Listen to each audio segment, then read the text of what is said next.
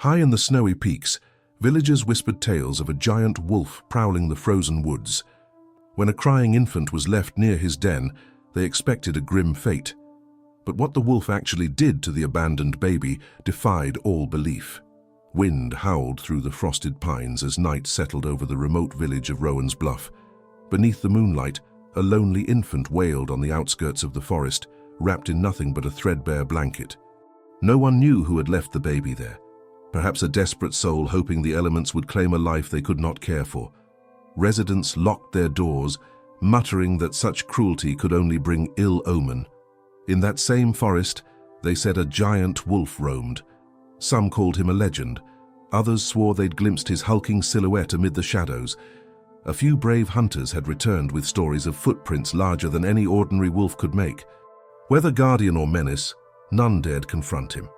The clan elders insisted nature should run its course, whatever that meant for any unfortunate soul crossing the beast's path. So, when the wolf caught the scent of newborn tears and found the trembling infant at the tree line, many believed tragedy was certain. His eyes, a piercing gold, reflected the starlight as he lowered his muzzle toward the small form. The baby kicked feebly, cries rasping in the cold air, entirely helpless before the wolf's massive jaws. Had a traveler stumbled on this scene, they might have turned away, anticipating a dreadful end. But what transpired next became the talk of Rowan's Bluff for generations. Instead of baring his fangs, the wolf nudged the infant's blanket with surprising gentleness. The baby's cries diminished to soft whimpers, as though sensing the wolf's cautious approach. Sinking onto his haunches, the giant wolf nosed the tiny bundle, breathing warmth over the child's icy cheeks. There, beneath moonlit branches, a most unlikely encounter took shape. A monstrous wolf, rumored to be a fearsome predator, showing hesitant compassion to a discarded human life. No one witnessed the moment with their own eyes, but the story spread on hushed lips. By dawn, the baby and the wolf had vanished from the spot, leaving only footprints that told a stunning tale. Over the next days, villagers would find faint hints of the infant's existence, yet no sign of harm. Instead, they whispered that a beast once deemed terrifying had done the unthinkable, taken a child under his savage wing. Little did they know, that was only the beginning of a bond that would shake every belief they held about man, beast, and the thin line separating mercy from ferocity. Deep in the icy heart of the woods, the giant wolf carried the infant, wrapped in the thin blanket, gently held in his powerful jaws. Snow crunched beneath each broad paw print. A moonlit hush enveloped the forest, as though nature itself paused to witness the creature's curious choice. Instead of leaving the child to fate, the wolf padded deeper into his domain. In a hollow beneath a fallen pine, the wolf had made his den, a large, sheltered space lined with soft moss and old fur from past winters. Here, he carefully set the baby down. The child squirmed and let out a feeble cry, eyes squeezed shut against the biting cold. The wolf hovered, ears pricked, breath visible in the chill air. The baby's plaintive whimper tugged at something within the wolf that no human might expect, a primal, protective instinct that transcended the boundaries of predator and prey. As the infant's cries subsided into soft hiccups, the wolf curled around him, huge body radiating warmth. His dense fur shielded the child from the night's worst ravages. Any observer would have deemed the sight impossible. A colossal beast, rumored to strike fear in even the bravest hunters, now acting as guardian for a fragile human life. If the baby sensed the paradox, it offered no protest, only the occasional coo of comfort when the wolf's thick tail brushed over the blanket. Morning broke, revealing faint ribbons of pink and gold across the sky. The wolf stirred, blinking away the last traces of sleep. The child, astoundingly alive, dozed in the curve of the beast's massive flank. Outside, the forest awakened with the rustle of pine needles and distant bird calls. Under normal circumstances, the wolf would have emerged to hunt at daybreak. Yet now, he lingered, unwilling to leave the helpless creature alone. Stomach rumbles reminded him that ignoring hunger couldn't last.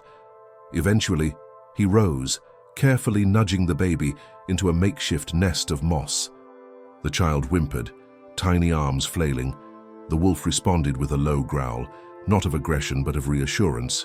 Then, bracing himself, he trotted out of the den, nose lifted to sniff for prey scents. He would have to hunt swiftly and return. At the forest's edge, not far from the den, he picked up the trail of a lone rabbit. Swiftly, silently, he pursued. Normally, this was routine, a quick chase ending with a pounce. But today, he remained acutely aware of the child waiting in his den. Each step pulsed with urgency.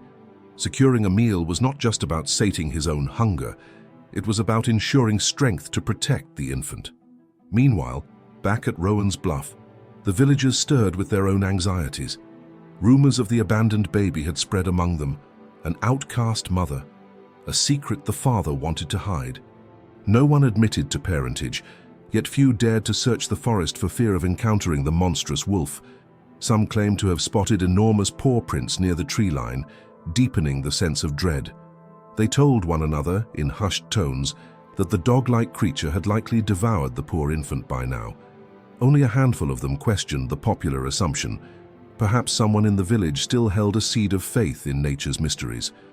But with no clear leads, the baby's fate remained a grim story whispered behind closed shutters. As for the wolf's den, not a soul dared approach. In that hidden hollow, the giant wolf soon returned with his catch, just enough nourishment for himself. Sated, he curled protectively around the child once more. Over the coming days, a pattern emerged. The wolf would depart briefly to hunt, then rush back to the den, every instinct on alert for danger. Each time, he found the baby safe, clumsily swatting at the blanket or gurgling for attention. It was a fragile balance. The infant's needs went beyond warmth. Without proper milk or human care, survival was no guarantee. The wolf, lacking a mother's ability to nurse, offered only heat and comfort.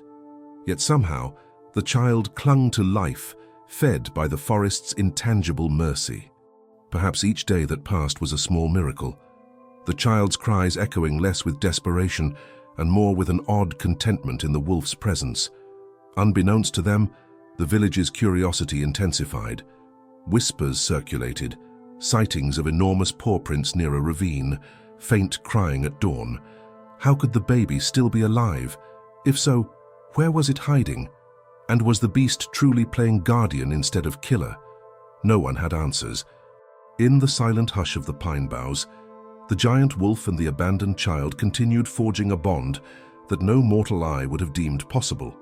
Yet fate wove its threads with each passing sunrise, preparing a turn of events that would soon leave all of Rowan's Bluff, indeed any who heard the tale, in utter disbelief.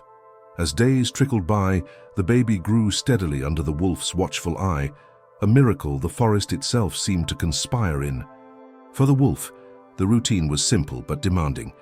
Hunt briefly at first light, hurry back to the den, ward off any lurking predators, and curl his massive body around the infant for warmth. His instincts said this was unnatural. Wolves did not adopt human offspring. Yet some deeper pull, an unspoken compassion, drove him to continue. Whenever the baby cried, the wolf responded with low, comforting rumbles, nudging the child's tiny fists with a gentle muzzle. Each time the child's wail subsided into soft coos, it strengthened the odd bond between them. And though the wolf's meals were meager, rabbits, occasionally a small deer, he never stayed away for long, as though tethered by a sense of duty that surpassed hunger. Far below in Rowan's Bluff, a group of villagers gathered near the local tavern to exchange the latest rumors. A frail woman named Agnes claimed she heard faint crying echo through the pines at dawn. A lumberjack insisted he found footprints larger than any wolf he'd seen, leading toward an abandoned section of forest. Fear mingled with curiosity. Could the infant have survived this long? Some doubted it, saying a savage beast wouldn't spare a helpless baby. But a few, hush-voiced, ventured the suggestion that perhaps nature was weaving a stranger story than they could guess. In hushed corners, they recalled the old legends of Rowan's Bluff, tales of wild creatures showing mercy, unlikely guardians acting at the forest's behest. Though superstition had faded over generations, a spark of wonder persisted in whispered myths. Yet the majority scoffed at the notion, insisting that any infant left to the elements and a giant wolf could not possibly be alive. Meanwhile, Deep among the towering pines, the abandoned child grew stronger. Those first perilous days stretched into a week, then more. The baby's cries turned more robust, as if discovering new lungs, sometimes startling the wolf from his sleep. The beast would nudge the child's cheek, bearing impressive fangs in a near smile, though no human witnessed such gentle displays. The wolf even began leaving scraps from his kills nearby. Without a human caretaker's help, the child couldn't eat solids, but the wolf was guided by raw instinct, providing what meager fare he could in case it might help. At night, the den glowed faintly with moonlight, filtering through gaps in the fallen pine. The wolf would watch the sleeping child, occasionally licking the baby's forehead as though grooming a cub. The infant's soft hair contrasted starkly with the wolf's coarse fur, but neither appeared alarmed by the difference. Instead, an unspoken understanding grew between them, an alliance shaped by survival and sealed by the compassion that overshadowed their differences of species. On a particularly cold evening, the wolf returned from a fruitless hunt to find a small form crawling, yes, crawling, toward the den's entrance. The baby's determined squirm touched the wolf with a burst of protectiveness. A fleeting image of how easily the child could slip into the snow and vanish sent him racing forward to block the exit with his body. The child pawed at the wolf's dense flank, giggling in a squeak of delight, as if they were simply playing a game. Once again, the wolf marveled at the child's resilience in these frozen conditions.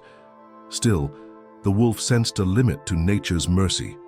He recognized the baby's hunger was intensifying, the child's needs outgrowing what scraps and body heat could provide. An undercurrent of restlessness tugged at his instincts. Perhaps he should venture beyond his usual territory in search of something that might truly nurture the baby. But the forest's deeper reaches held more danger, from rival wolves, from hidden crevasses, from the prying eyes of hunters. As if echoing his unease, the child began fussing more frequently, a plaintive cry that no longer subsided with mere warmth. The baby needed nourishment beyond the wolf's ability to supply. The beast's heart clenched with a feeling uncannily like despair. One dusk, as the baby dozed fitfully against his fur, the wolf prowled outside the den, lifting his muzzle to sniff the wind. Faint sense of civilization drifted from the direction of Rowan's Bluff, a cluster of humans that once stood as a threat to him. Could they now hold the key to the baby's survival? Anxiety gnawed at the wolf. Instinct told him humans were unpredictable, often hostile. Yet the child in his care was one of them. For the baby to truly live, the wolf might need to approach the village he had always avoided. With each passing hour, his resolve grew. Even a creature of the wild understood that some battles could not be won alone. Thus, under a starlit sky, the giant wolf set his course, the infant cradled against him. The forest parted reluctantly before them, branches creaking in disapproval. And so began a journey that neither man nor beast could have foreseen, a monstrous wolf heading toward a village that both feared and ridiculed him, carrying a human child whose life depended on an impossible alliance. And the moment they arrived would leave Rowan's Bluff, and the entire region staggered by the wolf's unfathomable act. It was near midnight when the wolf finally glimpsed the distant glow of lanterns marking Rowan's Bluff. Snow dusted his fur as he prowled closer, every instinct on high alert.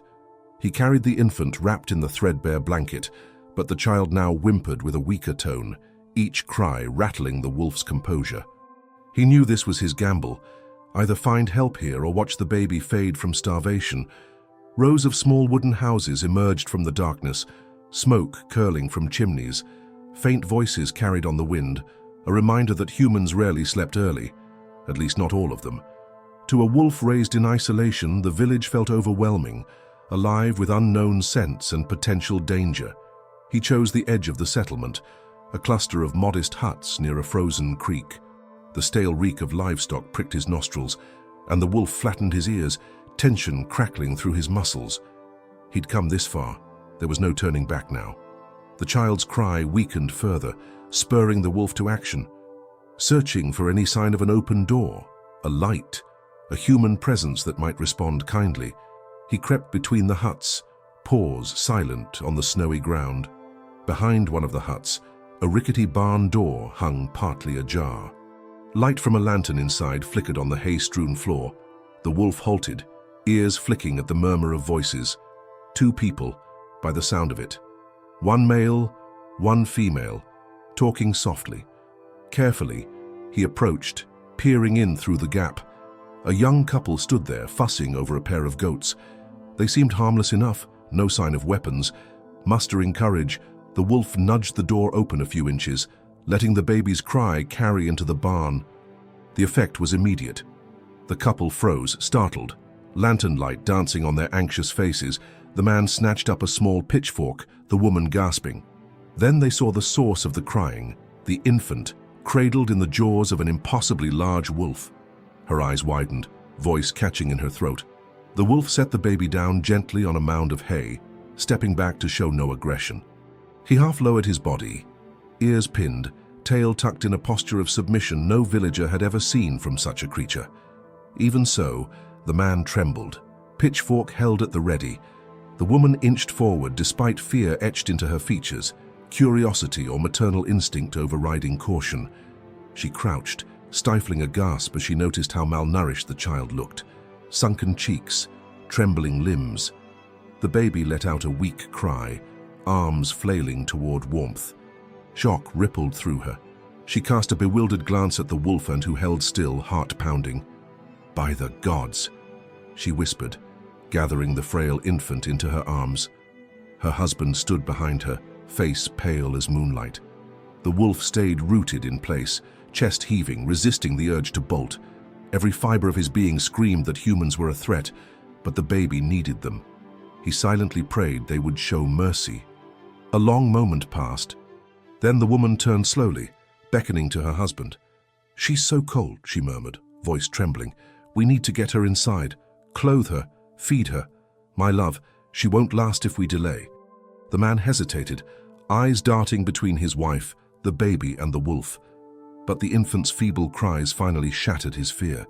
He set the pitchfork aside. "All right, but the wolf—" He trailed off, unsure how to finish the thought. The woman carefully wrapped the baby in her shawl, then looked at the wolf with a mixture of awe and fear. "We can't harm him if he brought the baby to us. It makes no sense." With a shaky nod, the man gestured them toward the barn's interior door that led to their house. "We'll take the child in, get her warm. The wolf, I don't know." The wolf, sensing an opening, stepped forward, only to have the man flinch and raise a hand for him to stop. The wolf froze, letting out a low whine. The baby's cry escalated, a pitiful wail echoing off the barn walls. The woman's eyes softened with compassion. "Let him see we're helping," she said softly. She turned to the wolf, holding up the baby gently. "We'll care for her. I promise." Her voice trembled, but her sincerity resonated. The wolf blinked, muzzle quivering. Slowly, he backed away, slipping through the barn door into the snowy dark. A swirl of conflicting emotions roiled within him, relief, loss, dread, and hope all at once. He wanted to follow, to ensure the baby's safety, but instinct insisted he remain hidden, for his presence might provoke fear or violence. So, from the shadows outside the hut, he watched the couple carry the infant inside. Through a small window, lantern light glowed. The child's cries subsided to muffled whimpers, replaced by the couple's urgent voices. The wolf exhaled a shaky breath, letting his gaze drift toward the night sky. He had done all he could. Whether the baby lived or perished now lay in human hands. In Rowan's Bluff, rumors would soon stir. A giant wolf delivering a child to a young couple. Some would brand it a miracle, others a trick. But for the wolf, it was the only path left. He slunk away into the forest's darkness, heart heavy with uncertainty, yet buoyed by the faint hope that the infant he'd guarded might finally have a proper chance at life. Morning arrived with fresh snowfall blanketing Rowan's Bluff. The couple who had taken in the abandoned baby hardly slept, tending her through the night. They fed her goat's milk warmed over the hearth and wrapped her in spare blankets. Despite the child's frail condition, they saw a fierce will to live in her tiny fists, fists that flailed whenever she hungered or felt cold. The woman, Marta, couldn't stop marveling at the child's survival. A baby left in the forest for days, and no frostbite. It's as though something protected her. Her husband, Joram, nodded grimly. We both know what that something was. Or who? They shared a look of mingled fear and awe, recalling the giant wolf who gently delivered the baby into their care. Even recalling the beast's massive size brought a chill. But the fact remained, if not for that unlikely intervention, the baby would have died. With the infant quietly dozing by their modest fireplace, the couple stepped outside. Sunlight glinted on fresh drifts, villagers out shoveling paths or fetching water. Joram locked eyes with Marta, swallowing. Word'll spread the moment people hear about a baby found alive in our house. Marta pressed a hand to her shawl. We should go to the elder, or maybe the midwife. The child needs more than we can offer. But we must be careful mentioning the wolf. People might panic. Indeed, the mere mention of a giant wolf in the outskirts had sown fear for years. Many whispered it was a demon or a cursed spirit. Others believed it an apex predator that needed slaying. Marta shuddered at the idea. If they told villagers the wolf had actually brought the baby, some might label it a dark omen, while a few might see it as a miracle. The outcome was unpredictable. Before midday, the couple made a decision. They would quietly seek out the village midwife for supplies, medicine, baby clothes, safer nourishment than goat's milk. They'd say the child was found outside their barn, leaving out how it arrived. Let the midwife think it was simple luck. Maybe once the baby was well, they could decide whether to reveal the wolf's role. So Marta ventured into the heart of Rowan's Bluff, carefully bundling the child in her arms. The streets were alive with gossip. People paused to stare as she passed, noticing the small form nestled against her chest. A few murmured, eyes widening, hadn't they all heard an infant was abandoned days ago? How could it be? She hurried to the midwife's cottage, ignoring gasps and rushed questions. Inside, the midwife, a sharp-eyed older woman named Syra, listened with rapt attention. Found by your barn, you say, she repeated, sorting through herbs and wrinkling her brow. Cold, hungry, but still breathing. That's a blessing indeed. Marta swallowed. Yes. We kept her warm.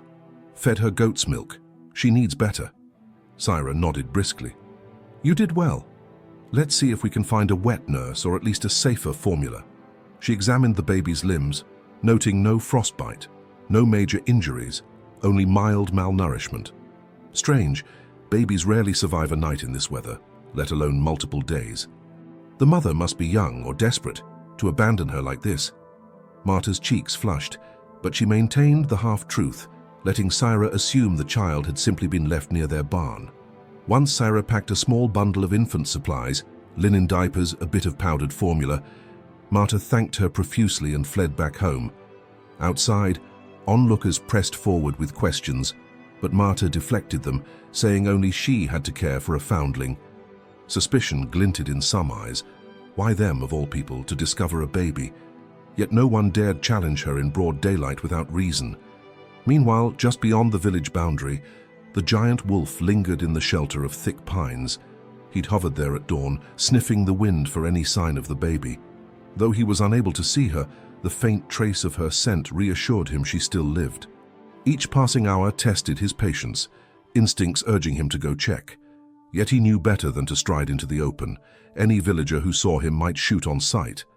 Occasionally, he caught glimpses of distant figures going about their day, but none approached his vantage point. So he simply waited, scanning for danger. If the child faced harm, he vowed he'd intervene, come what may. The bond he'd forged with the infant transcended logic. He was no mother, no caretaker by nature, yet something in his massive heart refused to let her fate remain unknown. By dusk, Marta returned with the child, arms loaded with fresh supplies. Inside their barn home, they fed the baby a safer mixture, hearts leaping when her color brightened. Nearby, the barn door rattled in the wind, and an uncanny thought struck them both. If the wolf came now, would we let him see she's safe, or bar the door in fear? But the wolf did not appear that night. He lingered on the outskirts, hunger gnawing at his belly, determination overshadowing his needs. For now, the baby was warm, fed, alive, his silent mission accomplished. Whether the villagers accepted this miracle, or condemned it as an omen was beyond his control. All he knew was that in saving the child, he'd changed his own destiny as well. So in the hush of night, he prowled the outer perimeter, gaze fixed on the flicker of lanterns in Marta's barn. His breath billowed in frosty clouds, heart swelling with relief. The child he rescued now had a chance to flourish among humans. Little did the wolf suspect that fate was far from finished with them, or that this tenuous alliance would soon face trials neither man nor beast could foresee. Within days, Rowan's Bluff swirled with talk of the foundling. Marta and Joram did their best to maintain a veil of secrecy, claiming only that they discovered the child near their barn. Yet whispers traveled fast, weaving through the tavern crowd and market stalls. Some cast sideways glances at the couple, muttering that a lone child couldn't have survived such brutal cold without help. Others dared to voice a wilder theory: the giant wolf. Had it somehow brought the baby there? Was that even possible? Meanwhile, in the forest's hush, the wolf maintained his silent vigil. Each dawn he crept to the edge of the pines, peering at the barn from a distance. Through cracks in the wood or a half-open door, he might glimpse a flash of movement, a tiny arm or a brief cry. When the baby's wail resonated, his ears pricked with concern. But gradually, those cries became less frantic, as though warmth and nourishment were dulling the child's desperation. It soothed the wolf's tension, knowing the infant he once guarded was thriving. On a frigid evening, the couple sat around their simple wooden table. The baby dozed peacefully in a makeshift crib by the fire, her cheeks rosier than before. Joram rubbed at his temples, voice low as he addressed his wife. "We can't hide it forever." Word spreading that we're caring for a child who shouldn't have survived. "People want answers." Marta cradled a warm mug, gaze flicking to the sleeping infant. "I worry about the rumors. If they realize the wolf helped her." She swallowed, recalling the old prejudice that a wolf was a curse, especially a giant one rumored to haunt the forests. Many in Rowan's Bluff believed it needed to be hunted down. They might see it as an omen of darkness rather than a miracle. Joram nodded, troubled. Or some might want to find the wolf to exploit its unusual nature. We can't predict how they'll react. At that moment, the child stirred, a soft whimper stirring Marta into motion. She lifted the baby, gently rocking her. Watching the infant's contented expression, Marta felt a surge of protectiveness, both for the child and, unexpectedly, for the wolf who saved her. "We owe him," she murmured. "He risked his life to bring her here. I won't let ignorance or fear condemn that creature to harm." Joram exhaled, shoulders sagging under the weight of it all. "Maybe we speak to the elder, share half the truth, just enough so they understand we owe the wolf a debt. If the village unites in fear, we'll lose control of the narrative." When morning came, they summoned their courage and sought out Elder Myra, a respected figure in Rowan's Bluff.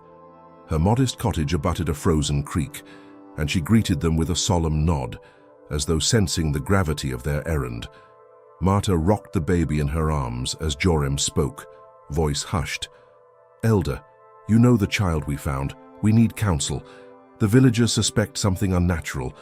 The truth is, she was brought to us in the night by a creature believed monstrous, yet it acted with mercy."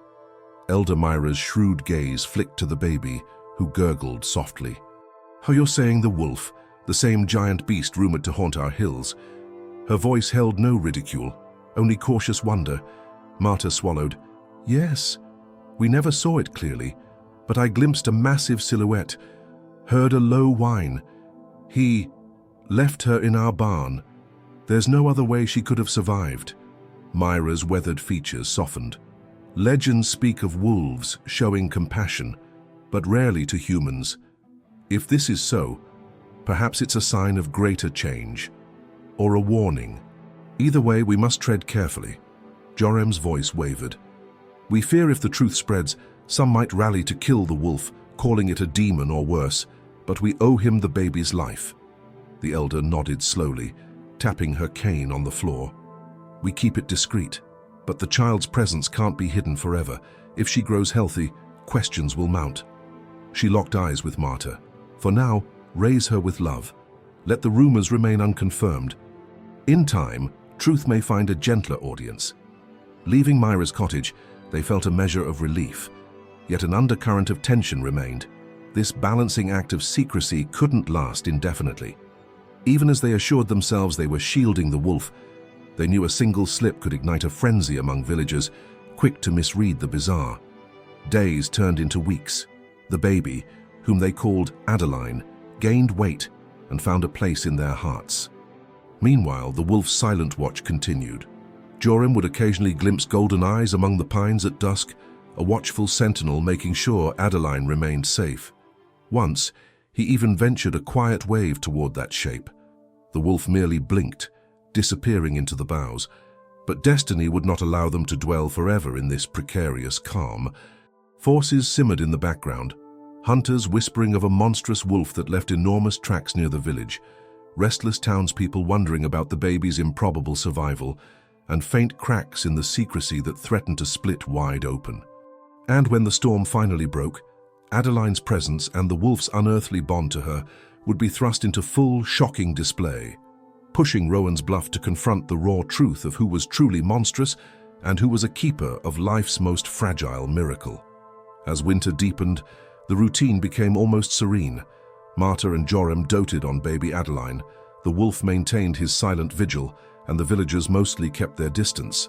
Yet beneath that calm, forces stirred. A trio of hunters, emboldened by rumors of gigantic paw prints, plotted to track and slay the beast. After all, a wolf of such size spooked the local game, and fear festering in Rowan's Bluff wanted a scapegoat. One evening, the hunters gathered in the village tavern, hushed words blending with the crackle of the hearth. They were seasoned men, sharpshooters who'd felled bears and boars. The talk among them was grim, how the wolf must be killed before it wreaked havoc. One man insisted it was only a matter of time before the beast turned vicious. Another claimed they'd found traces of blood near the pine ridges, evidence of some large kill. Each heated statement goaded them closer to decisive action. Meanwhile, Marta sensed the tension in the air, though no one told her outright. She and Joram tried to keep to themselves, focusing on Adeline. The child, now a few months old, had rosy cheeks and bright, curious eyes. Her laugh echoed through the small barn home, warming them in the bitter cold. Joram occasionally glimpsed the giant wolf's silhouette at dusk, a flicker of movement among the shadows. On those nights, he'd silently thanked the creature for never straying from its protective watch. But the wave of suspicion grew among villagers. Whispers reached the hunters' ears that a foundling baby was somehow thriving, rumored to have been saved by something unnatural. They connected dots in their own skewed way. If the wolf had intervened, maybe it was tampering with the natural order, a beast meddling in human affairs. That alone was cause for alarm, they decided. One afternoon, while Marta was out gathering water at the creek, she overheard the hunters in a heated conversation. Though they spoke in low voices, she caught snatches of phrases like "track him at dawn," "set traps," and "bounties." Her heart clutched in alarm. She realized they intended to hunt the wolf with ruthless efficiency. Clutching her bucket, she scrambled back to tell Joram. "We have to warn him," she breathed, face pale. "The wolf. They'll kill him for sure." Joram looked torn, fear and loyalty warring in his expression. "But how do we warn a wild animal?" he asked quietly, scanning the barn where Adeline slept. "He never comes near enough for us to talk, and if we search the forest, we risk leading the hunters straight to him." Marta hugged herself, gazing at the sleeping child. "She owes him her life. So do we," she exhaled shakily. "Maybe we can confront the hunters, persuade them to hold off." That night, Joram found the trio at the tavern, already halfway into their ale. He tried reasoning with them, explaining that this wolf hadn't harmed any livestock or humans, that maybe it was a blessing rather than a menace. The men jeered, hardened by their own convictions. One spat on the floor, retorting that the giant wolf was a freak of nature, destined to become a monster if not stopped. Another claimed it was only a matter of time before the wolf attacked. Joram's words fell on deaf ears. Failing that, Joram returned home to Marta with grim news. "They won't listen," he admitted, shoulders sagging. "They're leaving at first light to set traps, then comb the woods with rifles." Marta's eyes filled with tears, the baby stirring at the sudden tension in her mother's voice. As the couple deliberated, A single plan arose, desperate and fraught with risk. If they couldn't stop the hunters in town, perhaps they could intercept the wolf themselves, lead him away from the usual territory. But how? The wolf usually lurked at a distance, never approaching unless to deliver the child all those nights ago. Time was short. Dawn approached, and the hunters would soon be on the move. Marta insisted on going to the forest's edge, hoping to lay out something, food, maybe, that might signal the wolf to stay away. Joram feared for her safety, but resolved to accompany her, leaving Adeline in the care of a trusted neighbor who knew nothing of the wolf's role. They ventured out under a star-speckled sky, the baby safe in another's arms. By a gnarled pine near the orchard, they scattered fresh meat, hoping the wolf might come. Curious, Marta called softly into the night air, though she knew the wolf recognized no human language. "Please, us keep away, hide," she half-whispered, tears stinging her eyes. Joram stood guard, rifle in hand, not to harm the wolf, but to ward off the hunters if they stumbled onto this secret meeting. Snow fell gently, blanketing the silent orchard. Minutes ticked by with no sign of the creature who had once brought them an infant. Marta's pleas grew frantic in her own ears, breath forming clouds in the cold. Was the wolf's vigilance so unwavering that he wouldn't approach humans, even for a warning? At that very moment, deeper in the forest, the giant wolf prowled near the den he once called home. He sensed tension in the air, a shift that pricked his instincts. Something dangerous lurked. Yet for all his skill, the trouble might come from an angle he couldn't predict. A group of determined men hungry for a kill. And as the dawn lightened the horizon, the stage was set for a collision that would test every bond formed in that winter-chilled land. The first glow of dawn revealed 4 figures slipping out of Rowan's Bluff. 3 hunters led by a wiry man named Olin, and a silent onlooker trailing behind. That observer, hood pulled low, had overheard Marta's frantic pleas at the orchard. Neither the hunters nor the onlooker noticed each other in the faint morning light. Their separate paths through the frosted pines set the stage for calamity. Deeper in the woods, the giant wolf roamed, uneasy.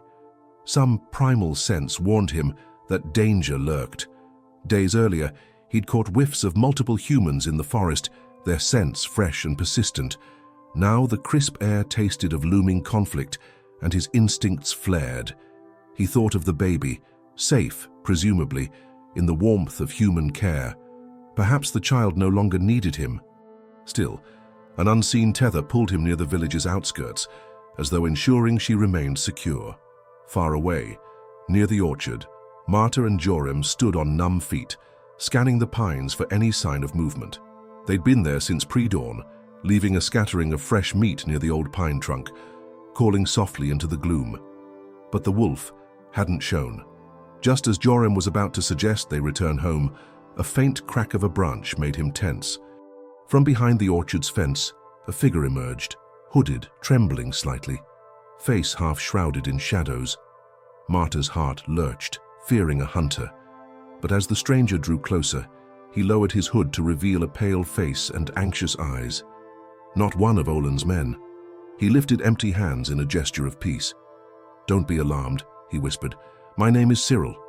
I overheard your plan last night at the tavern about warning the wolf." His gaze darted around. "I can't let them kill him either." Marta traded a glance with Joram, uncertain whether to trust this newcomer. But something in Cyril's earnest tone placated them. He exhaled, relief flickering across his face at not being chased off. "I've seen that wolf before," he admitted. "Months ago he roamed my father's orchard, never harmed a soul. I even left scraps of food, and he never once growled or showed threat. I can't stand by while Olin's gang hunts him down." A spark of hope ignited in Marta's chest. Maybe they had an ally after all. "We're trying to warn him," she said, voice quivering. "He saved a baby, our baby now, and we owe him a debt." Cyril nodded fervently. "I'll help if I can. Olin left town at dawn scene with 2 others, Tobias and Bren. They have rifles, traps. They plan to start near the upper ridge by the Pine Ravine. That might drive the wolf this way or corner him." Joram's jaw set. "Then we need to intercept the wolf first, push him deeper into the forest, away from them." Marta clutched her cloak tighter. But how? He hasn't answered our calls or come for the food." Cyril hesitated, glancing at the scattered meat. "We might have to venture deeper ourselves, risking that we find him before the hunters do." A chill wind rustled the orchard's bare branches. Marta exchanged a fearful look with Joram. "It's dangerous, but if we don't try, he'll be slaughtered," she whispered. Resolving to act, they hastily gathered supplies: a lantern, some rope, a small bag of the leftover meat. They followed Cyril eastward, into the thick pines, hearts hammering with dread. Behind them, the orchard stood deserted, their only sign of presence the footprints in fresh snow. All the while, Olin's trio navigated from the opposite side of the forest. Experienced trackers, they scanned for sign of large paw prints, broken branches, or any hint of movement. They spoke little, focus honed on the kill. Tobias, a tall man with a scar down his cheek, muttered about the rumored size of the wolf. "A single bullet might not fell him," he said grimly, patting the traps they carried. The deeper they penetrated, the more the pines closed around them, muffling every step. Olin gestured for quiet, halting them near a small clearing. He pointed at the ground, faint indentations, spaced wide, leading deeper into a grove. "Tracks," he breathed. "That's our beast." Tension crackled in the air. The hunters advanced cautiously, guns raised. If the wolf was near, they'd be ready. Meanwhile, Marta, Joram, and Cyril trudged through snowdrifts, calling softly, "Wolf, we won't harm you." Their voices, hushed yet urgent, drifted among the pines. A hush answered back, broken only by the wind's whisper. Then, a faint stirring behind a thick trunk, a silhouette that made Marta gasp. She clutched Joram's arm, pointing. A massive shape slinked away, golden eyes glinting in fleeting sunlight. The wolf recognized them, Joram's scent, the orchard's memory. He hesitated, ears flicking in alarm at the human trio. Cyril raised a calming hand. "We mean no harm," he said softly. But the wolf shifted on powerful legs, anxiety swirling in those keen eyes. Perhaps he sensed the other men, armed, lurking somewhere. Or maybe he just feared the humans' sudden approach. Blood pounding in their ears, the three humans knew each second counted. If the hunters closed in, the wolf's fate was sealed. In that still moment, humans and beast staring one another down, came a spark of fragile understanding. Would the wolf trust them enough to flee from impending doom? Or was flight already too late, the hunters' rifles loaded and aimed, drawing the net that would test every loyalty forged in the hush of winter's forest? The giant wolf sniffed the air, ears swiveling. Marta could feel his wariness like a tangible force, poised between fight and flight. She and Joram stood side by side, hearts hammering, trying to convey reassurance through gentle tones and slow movements. Cyril remained a few steps behind, nerves coiled tight. The snow underfoot seemed to amplify every rustle of clothing, every unsteady breath. Suddenly, the wolf's head jerked to the side. He sensed something deeper in the forest. Fear or alarm flashed in his golden eyes. Marta followed his gaze, seeing only clusters of dense pines and swirling flakes of snow. But the stiffening of the wolf's posture warned her enough. "It must be the hunters," Joram muttered, voice tight. "They're close." She swallowed, stepping forward carefully, arms raised in a gesture that was half plea as half command. "Wolf, you need to leave," she whispered, though she doubted the creature understood her words. "They'll kill you." "Please go." Cyril looked ready to back away, aware that any sudden move might spook the beast or draw attention from the hidden pursuers. The wolf's gaze flicked to Marta, then to Joram, perhaps recognizing them by scent, the ones who cared for the baby. That memory might have stirred a faint trust, yet the tension in his stance never eased. At that moment, a distant crack echoed through the trees, like a twig snapping or perhaps the faint click of a rifle being readied. The wolf's hackles bristled. The humans felt it too. Danger was no longer an abstract threat. Joram and Cyril exchanged a glance of rising panic. Any second now, the hunters might spring from behind a trunk, bullets tearing through the silent air. "Go!" Marta urged the wolf again, voice trembling. She waved her arms at the forest's deeper recesses. If he ran now, he might escape the ring of traps. Her body shook with the raw fear of what might happen if he hesitated. The wolf let out a low growl, not of aggression but of fierce warning. Ears pinned, he crouched, scanning the trees for the unseen enemy. It was as if he debated whether to flee or stand his ground in territory he had roamed without challenge. Until now. A new sound broke through, sharper and closer, footsteps crunching in the snow. Olan's group was converging, Marta's breath caught in her throat. The time for persuasion had shrunk to seconds. She took a shaky step toward the wolf, ignoring Jorem's whispered warning. "Trust us," she managed, voice trembling. "You gave us the baby. Let us save you now."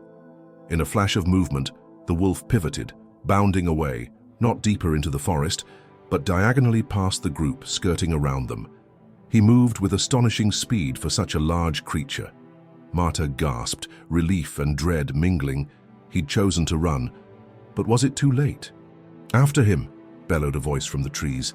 Olan, no doubt. Two other shouts followed, and the undergrowth exploded in commotion. The three hunters burst into view, rifles gleaming. Cyril yelped, ducking as they stormed past, eyes lit with a predatory determination. They nearly collided with Marta and Jorem but shoved them aside. "Stop!" Jorem shouted, trying to block their path. One of the hunters roughly shouldered him away. Marta stumbled back, landing in the snow. Cold panic seized her as she watched the men sprint after the wolf's fleeting silhouette, rifle barrels raised. Cyril sprang to help Marta stand, hearts pounding in unison. "We can't let them," she gasped. Jorem dashed forward, mind racing. Maybe if they could intercept again or cause a distraction. But the hunters were already fanning out. A single shot rang out, echoing between pines. Marta screamed, heart lurching at the thunderclap of potential tragedy. Adeline's savior, the beast who once defied nature's harshness to protect a human infant, now faced death under men's guns. The wolf, hearing the bullet whiz by, zigzagged through the snow-laden trees, breath steaming. He was large but agile, weaving between trunks. Another shot snapped branches overhead. Fear rattled his bones. Even so, he refused to sink into blind panic. Something drove him to survive, not just for himself but for the quiet bond he'd formed. Marta and Jorem trailed behind, frantic. Cyril clutched a short blade, useless against rifles, but fear spurred him on. They had to do something to disrupt the hunters' lethal focus. Maybe if they made enough noise, the wolf could vanish into the deeper woods. But the terrain favored cunning over chaos. A third shot rang out, accompanied by a triumphant shout. Jorem's blood ran cold had they hit the wolf. He struggled through the thicket, ignoring branches scraping his face, until he glimpsed Olan crouching behind a snow-covered log, rifle braced. Olan aimed carefully, lips curled with savage intent, and just beyond his line of fire, the wolf's massive form paused near a deadfall, breath ragged. In that split second, Marta burst into the clearing with a raw, desperate cry. She threw herself between Olan and the wolf, arms spread wide. "No!" she cried, voice cracking. Jorem, Cyril, and the other hunters collided in confusion. The wolf froze, seeing the woman stand as a shield. Olan's finger tightened on the trigger, conflict raging in his eyes. Should he shoot through a human barrier? All of Rowan's Bluff's fears and hopes condensed into that one heartbeat. Would the next bullet tear through a heroic mother, or would mercy triumph over the fear that had dogged this forest for years?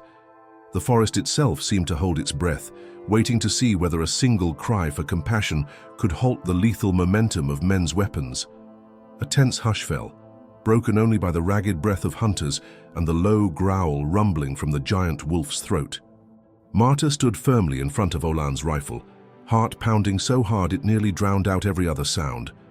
The whiteness of the snow magnified the scene in stark clarity, rifle barrel gleaming. The wolf crouched, its eyes fixed on the humans who threatened it, and Marta's trembling arms raised in a plea for mercy. "Move!" Olan hissed, beads of sweat rolling down his temple despite the cold. He tried angling the gun around Marta, but she took a defiant step, maintaining her shield-like stance. "No," she managed, voice taut with fear yet unwavering. "He isn't a monster. You have no idea. He saved a child." Jorem and Cyril arrived at the edge of the clearing.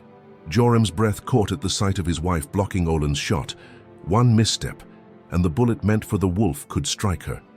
Cyril, eyes wide with horror, brandished his short blade uselessly, uncertain how to intervene. A second hunter, Bren, started circling to get a clearer shot, but Jorim lunged to intercept, grabbing at Bren's rifle.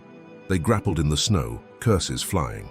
The wolf, pinned between deadfalls and armed men, bared his teeth, uncertain whether to fight or flee. His instincts roared that these humans were a threat, yet Marta's presence made him hesitate. She'd always emitted a scent of calm, reminiscent of the infant he once protected. Now, her posture told him she was risking her own life to keep him safe. "You're mad," Olan spat, trying to move sideways. "That thing will tear us all apart the second it gets the chance." Marta shook her head vehemently, tears threatening to spill. He had that chance 100 times over. If he wanted to kill, he would have already... Her eyes flicked to the wolf, recalling how he gently carried Adeline to them, how he watched over the barn from a distance. In the background, the third hunter, Tobias, aimed his rifle from a different angle, ignoring Jorim's furious attempts to stop Bren. Cyril hurled himself into Tobias's line of sight, arm up, but Tobias shoved him away with a sharp elbow. The conflict threatened to devolve into chaos. Seeing Tobias level the gun, Marta's panic flared. She scrambled forward, pushing Olan's rifle aside and rushing toward the wolf. "Run!" she cried at the beast, her voice cracking. "Please, go!" The wolf shot a glance at her. Recognition flickered in his eyes. Before bounding away from the deadfall with a powerful leap, he darted between two pines, but a rifle shot split the air. Snow burst near his hindquarters, sending him skidding. He let out a snarl of pain or fear, surging onward nonetheless. Olan swore, flinging Marta aside. Jorim lunged to catch her before she hit the ground. The two hunters took off after the wolf, rifles bouncing in their grip. Cyril rushed to help Marta stand, eyes darting with dread. "He's wounded?" he asked, voice trembling. Marta's breath came in frantic bursts. I'm not sure. He stumbled." Tears blurred her vision. She shoved away from Jorim, stumbling after the hunters. She couldn't let them finish this. Not after everything. The chase tore through the forest, snow swirling in flurries around the stampede of bodies. The wolf moved with desperate speed, but the faint red stain on the snow behind him signaled a grazing wound. Every few steps, he limped, leaving behind scarlet droplets. Olan and Bren pressed on, fueled by adrenaline. Tobias trailed them, reloading. They scented an end to the legend of the giant wolf, certain they had him cornered. But the wolf, even wounded, refused to collapse. He veered off the path, bounding across a precarious ridge that overlooked a frozen stream. Olan and Bren slowed, scanning the ridge's edge, mindful of a potential fall. Tobias circled wide to flank the wolf. Marta, Jorim, and Cyril remained behind, hearts pounding, scanning the treetops for glimpses of that hulking figure. Suddenly, a yelp echoed. Tobias lost his footing on a slick rock, tumbling down the icy slope with a startled cry. The wolf, perched on a ledge above, snarled at the chaotic scene below. Olan, ignoring his fallen comrade, raised his rifle for a clear shot at the wolf's flank. Snow battered his face, but he locked onto his target. "No!" Marta screamed from behind a cluster of pines. She and Jorim fought to catch up, but the hunter's vantage gave them seconds to pull the trigger. At that moment, the wolf spun, hackles bristling. A primal fury lit his gaze. He bared his fangs in a last stand, injured, cornered, yet unyielding. Olan squeezed the trigger. The roar of the rifle jolted the entire ridge, and the echo of that shot carried through every hidden glen. For one unbearable heartbeat, all movement ceased. The bullet whined through the crisp air.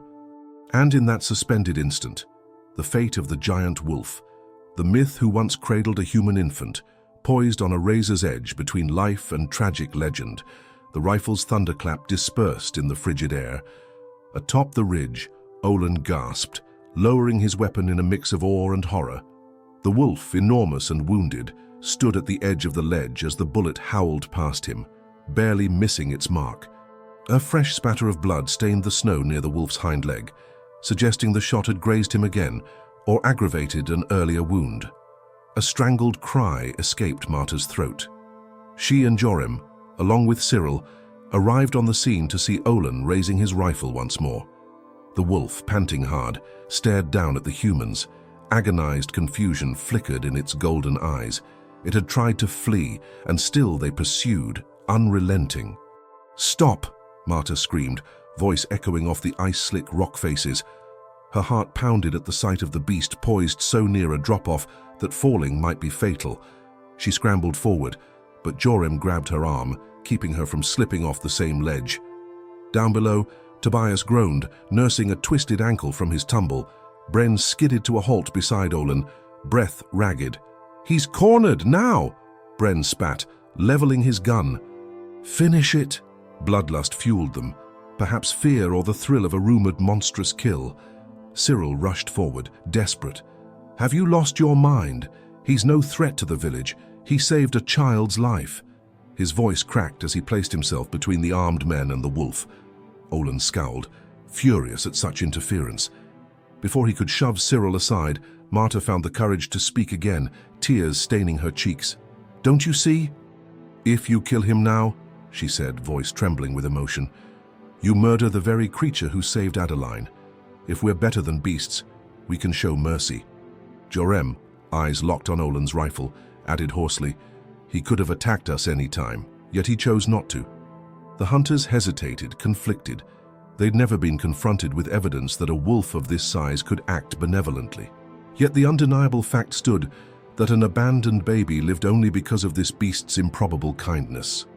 Snow hissed around them, swirling like restless spirits awaiting the final verdict.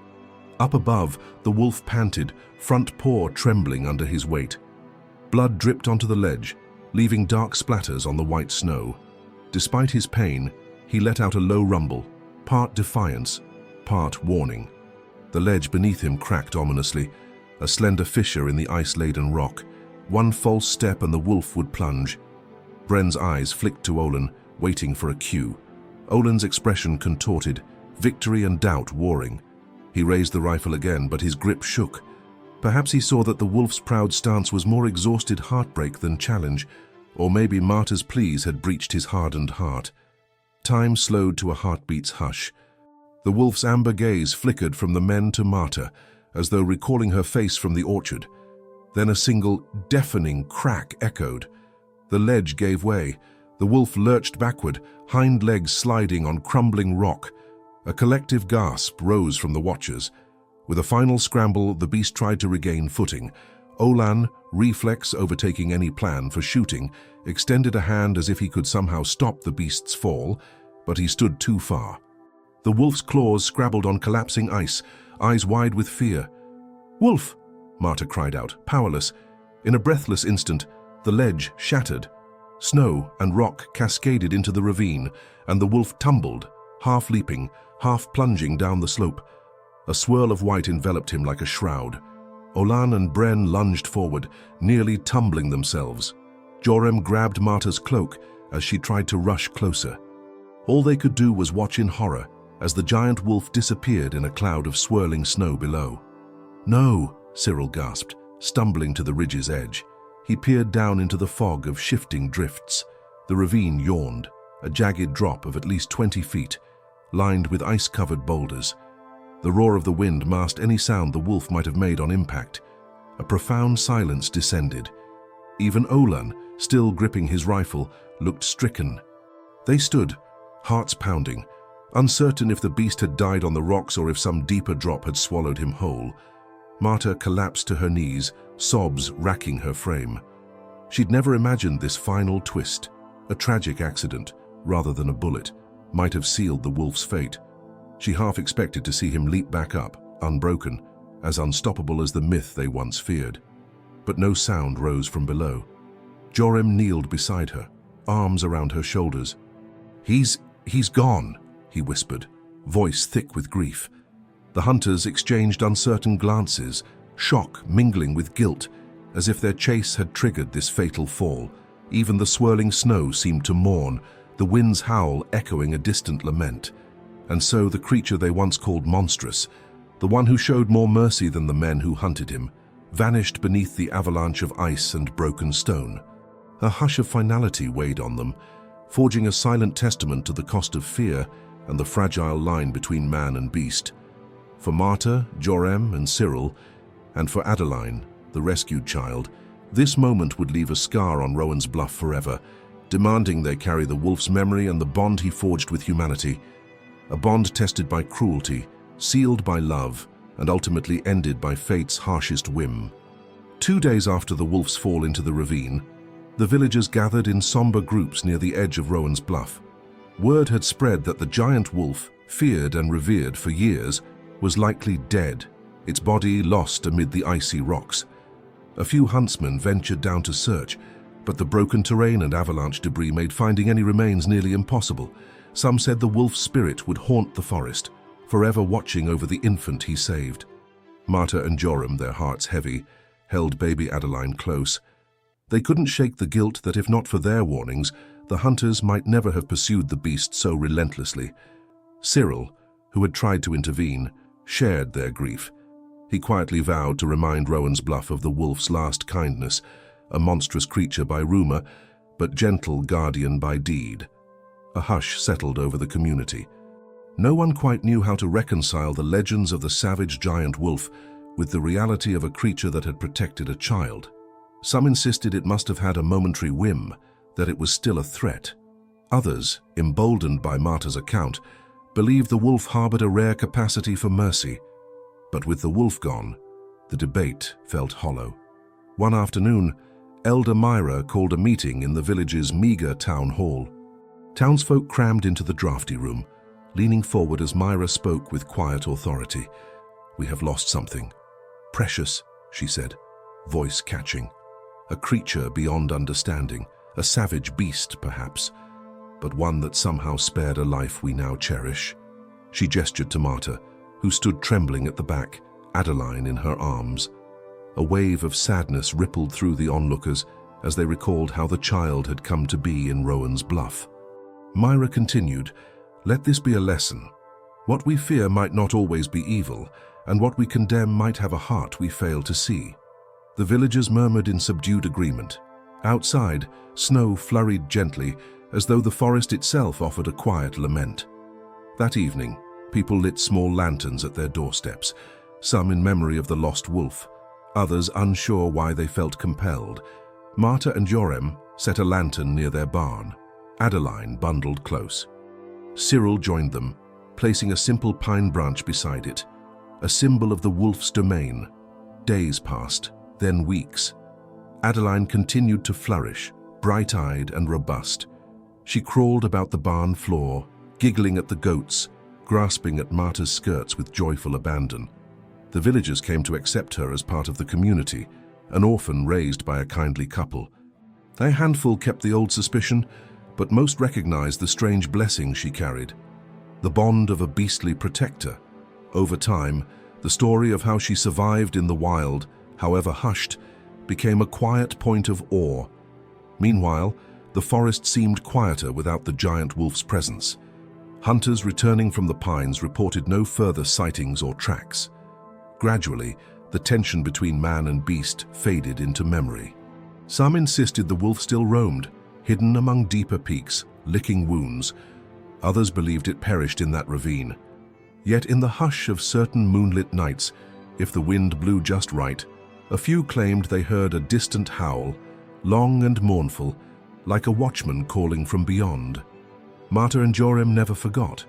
Each morning, they'd step outside and glance at the pine ridges, as if expecting to see golden eyes watching them. At dusk, as Adeline cooed in her cradle, Marta would whisper a thanks to the wolf who gave the child her first taste of warmth. Sometimes, she'd imagine a colossal silhouette weaving among snowy trunks, still keeping watch from the edges of light and shadow.